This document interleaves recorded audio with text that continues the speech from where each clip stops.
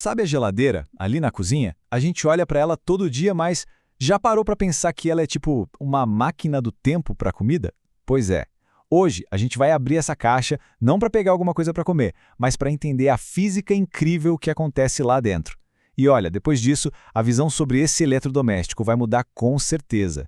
Então vamos começar com a ideia mais importante de todas. A geladeira, na verdade, ela não cria o frio do nada. O que ela faz, e faz muito bem, é mover o calor de um lugar para o outro. Pensa nela como se fosse um segurança de balada, sabe? Ela pega o calor que está lá dentro junto com a comida e bota para fora. A grande questão, então, é como exatamente ela consegue fazer isso. Essa mágica toda se resume a 3 princípios básicos da física. Quando a gente combina eles, o resfriamento acontece. Vamos passar por cada um deles e prometo que no final tudo vai fazer sentido. A mágica vai virar pura ciência. O primeiro princípio é algo que a gente vê o tempo todo. O calor sempre vai do lugar mais quente para o mais frio. É uma lei da natureza.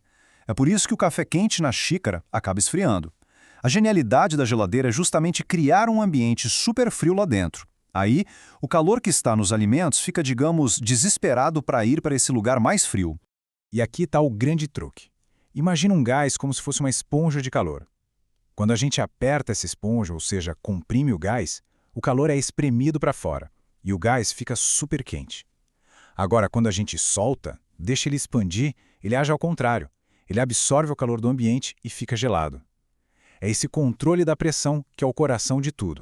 Quem nunca passou álcool na pele e sentiu aquele geladinho, é exatamente esse o princípio. Para evaporar, o álcool precisa roubar calor da nossa pele. Dentro da geladeira tem um líquido especial que faz a mesma coisa. Ele evapora e, no processo, rouba o calor de tudo que está ali dentro. É o ladrão de calor que a gente quer por perto.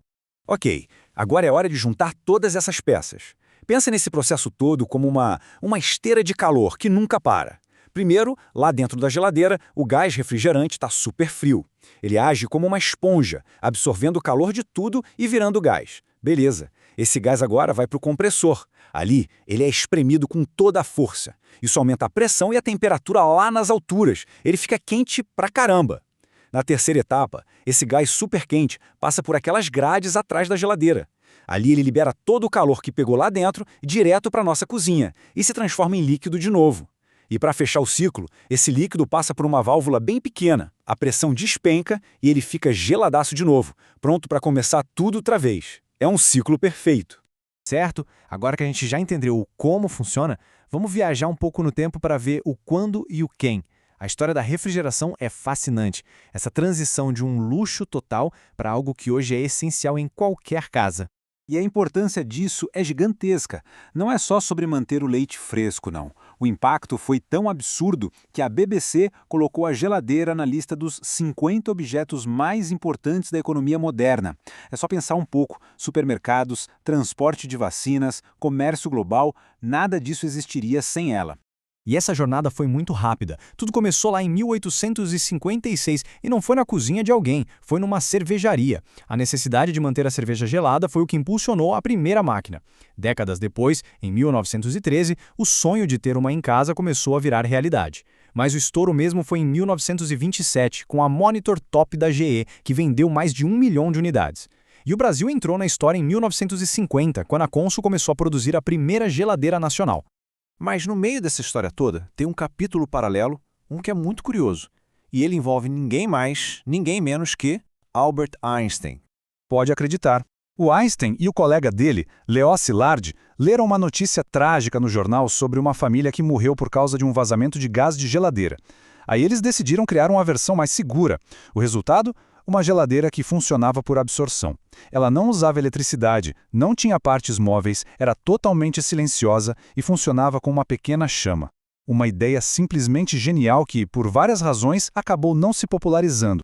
Agora vamos sair um pouco da cozinha, porque o impacto da geladeira foi muito, mas muito além disso. Ela não mudou só as nossas casas, ela redesenhou o mapa do comércio mundial e mudou para sempre a forma como a gente come e vive. É só pensar em como isso mudou o mundo. De repente, lá em 1857, ficou possível mandar carne da Argentina para a Europa. Em 1866, frutas da Califórnia chegavam frescas em Nova York. Essa tecnologia criou toda a cadeia de suprimentos global que a gente conhece hoje. Da comida que compramos aos remédios que salvam vidas, tudo depende dessa espinha dorsal invisível, a cadeia do frio. E isso tudo nos traz para os dias de hoje. Sendo a geladeira um dos aparelhos que mais consomem energia em uma casa, a grande corrida agora é pela eficiência. É a nova fronteira da inovação. E a notícia boa é que o avanço nesse ponto foi absurdo. Para ter uma ideia, se uma geladeira dos anos 80 gastava, vamos dizer, 100% de energia, um modelo moderno e eficiente gasta só uns 25%. É uma redução de 75%. É uma das maiores vitórias da tecnologia de consumo quando o assunto é economia de energia. No fim das contas, essa é uma daquelas raras situações em que todo mundo sai ganhando. Escolher um modelo mais eficiente ajuda o planeta e, claro, ajuda a aliviar a conta de luz no fim do mês. E como a geladeira é um aparelho que nunca desliga, essa é uma escolha que realmente faz a diferença. Isso tudo nos deixa com uma pergunta para refletir. A geladeira pegou leis complexas da física e transformou numa caixa mágica que hoje é indispensável. Então, qual será a próxima caixa mágica? Que tecnologia que hoje parece coisa de laboratório, amanhã vai estar em todas as casas, mudando o mundo mais uma vez? A história nos mostra que é só uma questão de tempo.